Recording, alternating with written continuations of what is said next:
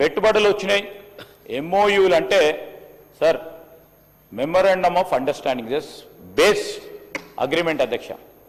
దాని తదుపరి due diligence చేస్తారు ఇటు మా ఇండస్ట్రీ డిపార్ట్మెంట్.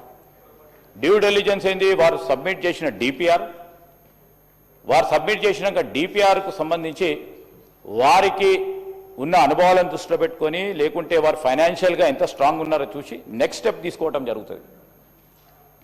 ఎంఓయూలు చేస్తూ ఉంటే ఈ పోటీ ప్రపంచంలో నేను నేరుగా ఈరోజు నేను మా పాయల్ శంకర్ గారికి, అదే కూడా వెంకటరమణారెడ్డి గారితో ప్రత్యేకంగా నాకు జరిగిన సంభాషణ చెప్తా ఉన్నాను.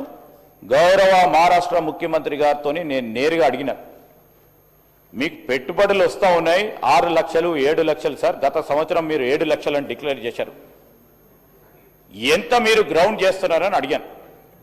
This is my discussion with honourable chief minister of Maharashtra. మేము 30% గ్రౌండ్ చేస్తాము, 30 to 35% గ్రౌండ్ చేస్తే అదే సక్సెస్ మాకు అని చెప్పడం జరిగింది. అంటే వారిని 65% ఎందుకు చేస్తలేరు, ఏ విధంగా చేస్తలేరు అడతలేను. They are so many practical issues will be involved after MoUs.